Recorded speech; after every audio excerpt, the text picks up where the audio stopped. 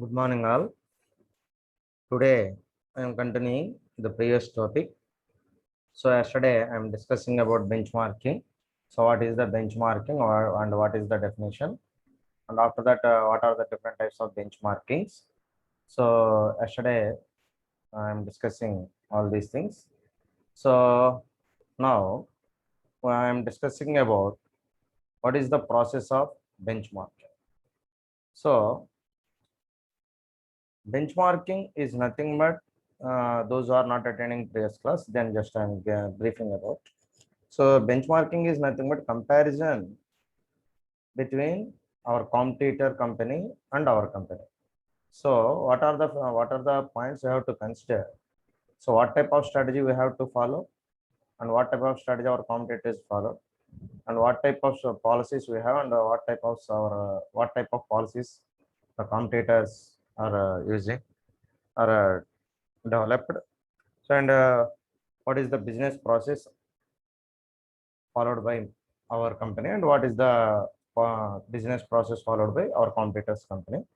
So and after that, what are the services offered by our company, and what are the services offered by competitors company, and what type of product, what are the product features, and what are the differences in between the products of competitor product and our product. So in this we have to compare all the things, and what type of skill set the employees are having in our company, and also our competitors company. Have to comparison in between all these things. Then you have to evaluate all these compare. So after comparison you have to evaluate all these things. Then you have to analyze what is the differences in between our company and competitors company. Then you conclude with a report. So is there any changes required in our company or not? Okay. So we are better than our competitor or not. So then only you have to decide what you have to do in future. Okay. So this benchmarking is used for that purpose. Okay. Right. So what is the process? So there are 5 steps are there in the benchmarking process. One is plan, second one is setup, and third one is collect, and fourth one is analyze, and fifth one is improve. So first everything we start with planning. So without planning you can't do anything. That's why the very first step is planning. First we have to plan what we are going for. That means how we are proceeding with the next step or next level. So then after planning, then you are entering into the setup phase. Setup means you have to set up all these things for benchmarking process. And after that, what is the required data you have to collect? So data is very, very important, either financial data or non-financial data, both are important. That's why you have to collect the data. Then after that, you have to analyze the data, what you have to collect it, what are you, what you are collecting. So then after that, you have to improve. Is there any improvements is required? Then you have to improve. Then after that, again, it comes into planning phase. Okay. So it is a cycle process. So this is the simple introduction of a benchmarking process. So then we go for in-depth analysis. Then what is the planning? Okay. So what is the planning means? Identify the use and benefits of planned benchmarking. So first, in planning phase, there are 5 points are there. So first one, identify the use and benefits of planned benchmarking. So what we have to plan already. So then you have to identify what is the uses and benefits of planned benchmarking. That means already you are ready something. So then you have to analyze what are the uses and benefits of them. Then second one, understand benchmarking purpose, positioning within the corporate strategic framework, business model, strategies, goals, and objectives context. Okay. Then after that, you have to understand what is the benchmarking process. Sorry, what is the purpose of benchmarking, and positioning within the corporate strategic framework. So how you are positioning in the strategic framework position.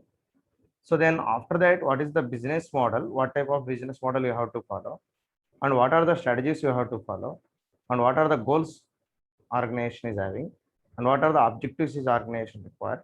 So according to the context, you have to understand all these things. Then only you have to plan for benchmarking. Then third one, develop key performance indicators for benchmarking goals and objectives aligned with the strategic enterprise performance framework. So after that, the very important task is you have to develop a key performance indicator. So what are the important performances? That means performance uh, factors. So you required. So already I'm giving some examples in previous class. So just remind you. So these are the KPIs examples for a generic benchmarking process. So cost effectiveness, cycle time, growth rate, headcount optimization, and process efficiency and staff productivity. So these are the KPIs.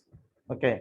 So just like that, you have to develop your own KPIs according to your requirement. Suppose you need some high technology, so then that is also one key performance indicator. So latest technology, then you have to adopt the technology which is already, which is latest one, then you have to adopt that one. That is also one of the key performance indicators. So depending upon your requirement, depending upon your situation, then you have to change the KPIs. Just I am giving some of the examples for KPIs. So these are not enough for your organization. Okay, so just I am giving only 6. So there are so many key performance indicators are there, but I am only giving some of the examples, only 6. Okay, suppose for according to your organization situation, then you require more technology and advanced technology, then you have to include that include in KPI. So then develop key performance indicators for benchmarking goals and objectives aligned with the strategic enterprise framework. Okay, then fourth one, map and agree on the current as is process and supporting activities. So then you are agree with map and agree on the current as is process. That means there is no change in at all. What procedure you have to follow? Is there any is not any changes required? Then you are following as is a process and supporting activities. What are the supporting activities you have to already follow? Then you are required. Then you have to follow same thing. That is nothing but as is. So that means map and agree. Okay. So then there is no changes required. Then next fifth step is map and agree on the projected to be process and supporting activities. So after that, map and agree on the projected activities to be processed. That means what are pending activities? That means you have to project for the purpose of future. So to be processed, that means they are not already processed. Then you are going to process. Okay. So then to be processed and supporting activities. Okay. So that means already what is as is process, supporting activities are already there. So you have to follow that. So there is no problem at all, already there. But what activities you have to process in future, that means coming days, then you have to project also, then you have to map and agree also. Okay, so this is about planning. Then after that, setup. So setup is also very important phase, next important phase. So setup, first one, agree to benchmark scope and approach. Okay, so first one is setup, agree to benchmark scope and approach. First you have to agree to benchmark scope and approach. Okay, so that means what is the scope of benchmark and what is the approach? First you have to agree that. Okay, first you have to accept that thing. After that only you can't do after that only then you have to do anything. So without agree, that means you are not ready to agree that benchmarking what you have to plan. Then you are going to another, suppose again going to planning phase. So suppose you are agree that benchmark scope, then you go for setup. Then second one is decide primary measures for inclusion in benchmarking. That means what are the measures? So you have to decide, then you have to include that in benchmarking. Then third one, settle on benchmarking method. After that, you have to settle on benchmark what you have to plan already. Then you have to settle on that. Okay. So that's final. Okay. So that is the final thing. That's why you have to decide. Okay. Then after that, you have to include that. Okay. So settle that. Okay. Then settle on benchmarking method. After that, develop a data collection process. That is very important thing. So for every analysis, there is a need of data. So without data, you can't do anything. So there you have the data, then only you have to analyze that data, and finally you have to come into some decision or judgment. That's what that purpose you need the required data. So for that purpose, you have to develop a data collection process. How we are collecting the data. So suppose is there any formats, need of some formats, and or is there any forms? Suppose nowadays, today there is a pandemic situation, but you are suppose you are collecting the data in a manual process, that means person to person, then there is no chance at all. That's why you have some alternatives. Then you are you develop a Google form. So nowadays it is very easy process. No need to go. No, there is no need to go anywhere. Just you have to collect the data from with online. So just raise a Google form or Microsoft form. So then the data collection process is very easy. So first you have to prepare some questionnaire. So depending upon your questionnaire, the people are responding. Then for that purpose, you have to develop the questionnaire. So after that, according to your questionnaire, you are collecting the data. Then after that, identify research source target participants. So after that, identify research source target participants. That means on what people, what type of people, targeted participants you have to perform conducting research. Okay, so first you have to develop a questionnaire. After that, you have to conduct the research. That means what parameters were already set. Then according to that, you done research process. That means for that purpose, you have to identify what are the participants, what are the target, who are the targeted participants. Okay, suppose to whom you have to ask. That means suppose you are going to research on some COVID situation on suppose present COVID situation. You have to collect the data. Suppose what is the how they are feeling in the COVID treatment. Suppose you want or you went to you go to patient, then you have to collect that data. So right now it is not a right thing, good thing, because there is a COVID situation, so it is easily transmitted. So we are going to the patient directly. So after recovery, there is no problem at all. So at now, right now, they are affected with corona, then there is no chance to direct contact with that persons. So that means you have to identify the target participants. Okay, suppose you take a survey on suppose some sorry, okay, some suppose Pepsodent paste. Okay, suppose those who are using the Pepsodent paste, then you have to suppose you want to conduct a research on the users of Pepsodent, the customers of Pepsodent paste, then you need to contact those who are using the Pepsodent paste. So those who are not using the Pepsodent paste, there is no use at all. You have to contact or collect the data. There is no use at all because they don't have any experience. Okay, because they are not using that product. So that's why you have to identify the target participants. Okay, so for your purpose, benchmarking purpose, who are the useful for your study, then you have to identify that people. Okay, so those are nothing but target participants. Then after that, design online benchmarking survey and user interface UI. So that's easy thing. So what I'm already I'm discussed. So Google Forms and all like this. So design online benchmarking survey. Okay, so you don't go. There is no need to go anywhere. Directly you raise a online forms. Then you are collecting the data. For that purpose, you have to develop an online benchmarking survey and user interface. That means for that purpose, what is the user interface? Suppose questions, okay, in order form. So suppose according to requirement, you have to place some tick marks or some radio buttons in Google Forms. So you have to see. So according to your requirement, so you have to develop your user interface, and after that you have to conduct the survey, online benchmarking survey. Okay, so this is very easy.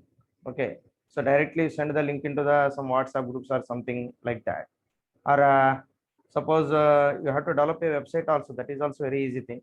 So suppose you have to develop a website, so because already you have some website, in that website also you have to include this survey, benchmarking survey. Then directly you have to provide the URL.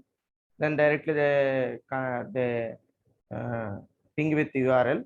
Then they are filling the survey. Okay, so it's a very easy thing.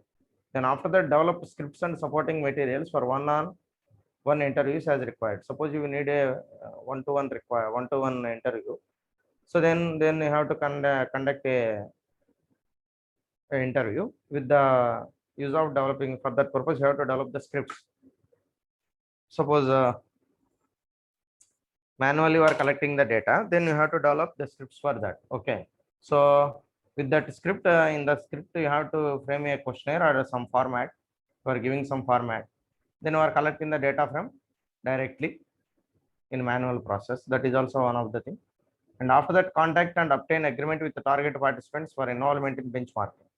So you are not forced to anyone. So you need to take the agreement. First, you have to contact the participants. After that, you have to take the agreement. Those are willing to participate in the survey. So then you have to conduct the survey. So without their agreement, so you're not forced to anyone to participate in the survey. Okay. So it is a voluntary process. Those are ready to share their views. Then only you have to collect the data from that persons only. Otherwise, you don't pressure on any person. That is not a correct thing. Good thing. Okay. So that is the second one. So those who are interested to participate in the survey, then you have to conduct the survey on that persons only. Otherwise, you leave it. Okay, no problem. Then that is the setup. And third one, collect. So collect is another important thing. So you have to collect the data. So conduct initiate data collection with agreed participants by agreed communication mode. So what they are accepted mode, communication mode, and what who are the agreed in survey for participation in survey. Then you have to collect the data from that persons, and after that follow up with participants as required. So is there any extra information is needed? Then you have to follow up with participants, and after that provide a copy of interview or survey document as agreed. So you have to share a copy of the interview or survey document as they agreed. So you have to provide the copy, you give a copy to the participants also. So survey documents. So then they have an idea on that. So what is the feedback of participants? Because they are also know what they are giving. So that's why you have to provide a copy for participant also. Other and in future also you need any another information, then they have that copy, then they are easily understand what you are asking and what are already they are answered. So is there any modifications is required or is there any opinion is changed, then they give some reply to your copy or your interview. Okay, so then after that fourth one is analyze. So fourth one is analyze. So analyze means analyze data collected on predefined criteria and rules. So after that, analyze data collected on predefined criteria and rules. First, you have to design a criteria and rules how we are collecting the data. So according to the criteria and rules, then you have to analyze that data according to terms and conditions for collecting the data. So you have to follow strictly. So according to the rules and regulations, what are already framed by top level management, then you have to follow that rules. Okay, so you don't ask any personal data, because personal privacy is very important, because privacy is also one of the fundamental rights right now. So that's why you need not suppose you are not supposed to ask any personal data. Okay, so that's why there is some rules and criteria are there. Then you have to follow that criteria and collect the data. After that, you have to analyze that data. Then decide if collected data meets the original data collection objectives. After that, you have to check out what you are already collected data. Then you have to comparison it meets our objectives or not. Okay. So for what purpose you have to collect the data? Then you are fulfilling the requirements or not. That means what you are collected, then it meets the requirements of the data collection objectives. Okay, so that is very important thing. So without meeting the objectives of the data collection, then what is the use of your collected data? No use. So according to the original data collection objectives, you have to collect the data. So then you have to decide it meets the data collection objectives or not. Okay, otherwise there is no use at all. So first you have to check that, and after that change data collection as required. Suppose is there any changes required, then you have to change the data collection. What data you have to collect it. Is there any changes required? Then you have to change. Then after that, identify performance opportunities and change initiatives. After that, you have to identify what are the performance opportunities. Okay, so is there any performance opportunities and change initiatives? Both are identified. After that, develop an implementation plan with process owners and stakeholders. So after that, you have to develop an implementation plan, how we are implementing. So the next step is implementing. So then how we are implementing this strategy, sorry, this benchmarking process. Then you have to,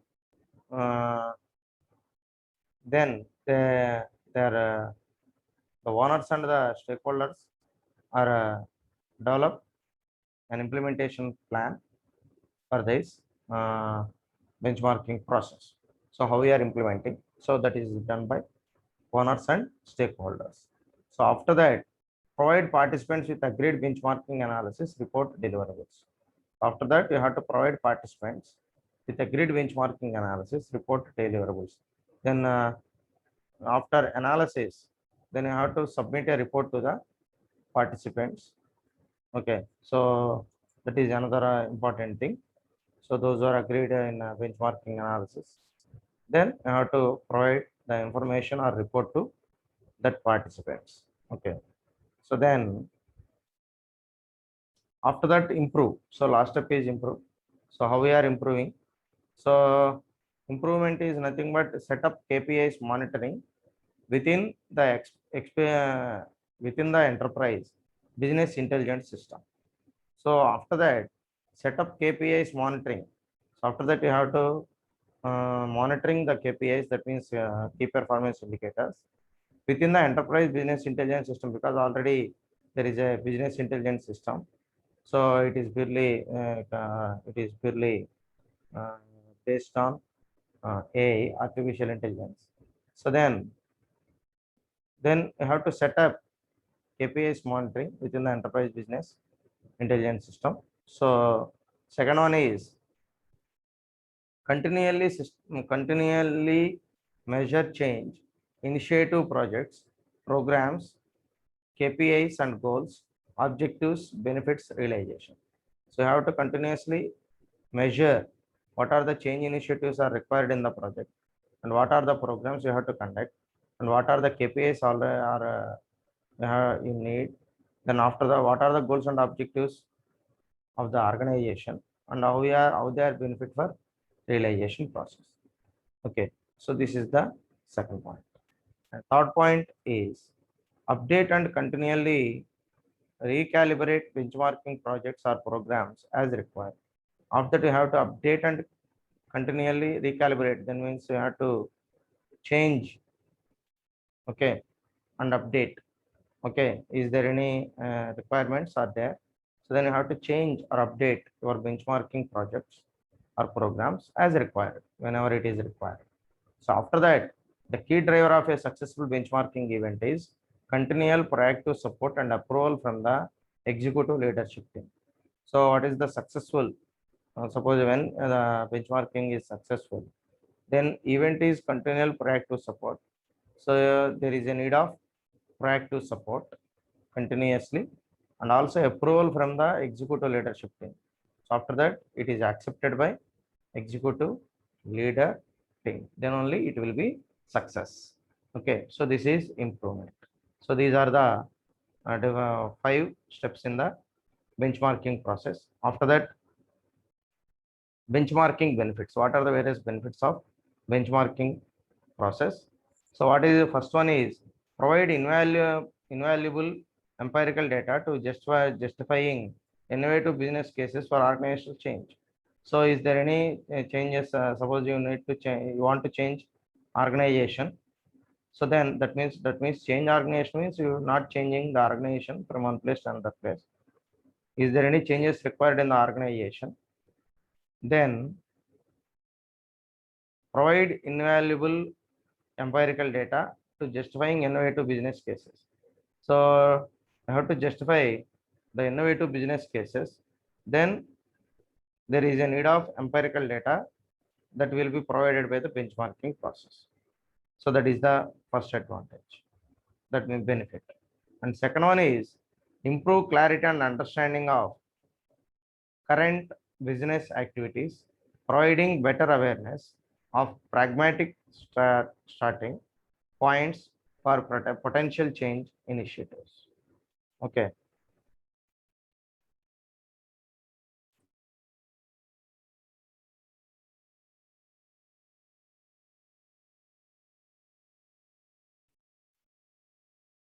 Then improving clarity and understanding of current business activities, providing better awareness of pragmatic starting points for potential change initiatives. After that, improving clarity and also understanding of current business activities, what is current position of the business activities, and providing better awareness. After that, it provides a better awareness of pragmatic starting points. That means practical in nature. Pragmatic means practical in nature. So starting points, what are the actual starting points for potential change initiatives? Okay, so potential change initiatives, suppose you need to change, then these are the points which are useful for that change. So I have to improve this one also. So and after that, identify how the business is positioned in targeted markets and select performance measures, KPIs as compared to competitors for industry best practices. So after that, identifying how the business is positioned in target markets. So suppose in markets, so in targeted markets, then how the business is positioned. So that means what is the position of our business in the market, and select performance measures. After that, you have to select the performance measures, how we are measuring. For that purpose, you need to require some performance measures. Then you have to select that. And after that, KPIs as compared to competitors for industry best practices. After that, what is the key performance indicators you have to identify in your organization.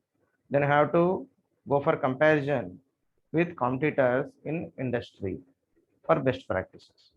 So after that, identifying how best in class business obtain and maintain high performance levels, supporting mission critical competitive advantages. So after that, you have to identify how best in class business. So how we are running a best in class business. That means very good business in a systematic manner. Obtain and maintain high performance levels, and now after that you have to obtain and maintain the high performance levels and the supporting mission critical competitive advantages. So competitive advantages already I am discussed earlier. So after that, identify productivity and profitability based performance improvement opportunities, and after that you have to identify those opportunities who are increased productivity and also profitability. Then you have to improve that opportunities. For that purpose, you have to improve the opportunity. Then streamline business and support prices and improve productivity and profitability. For that, you have to streamline the business process and also supporting process and improve productivity and profitability. That is common thing, everything. So productivity and profitability. And harmonize outcomes with measures generated as key performance indicators within a business intelligence approach. So after that, you have to harmonize outcomes with measures generated as key performance indicators within a business intelligence approach. So within a business intelligence approach, what are the key performance indicators? You have to measure and generate. After that, you have to, what are the outcomes you have to get with this key performance indicators? You have to harmonize all these things. Okay, so that means you have to integrate all these things with one with another. Okay, so for that purpose, the benchmarking is very, very useful. Okay, so these are the benefits of the benchmarking process. Okay.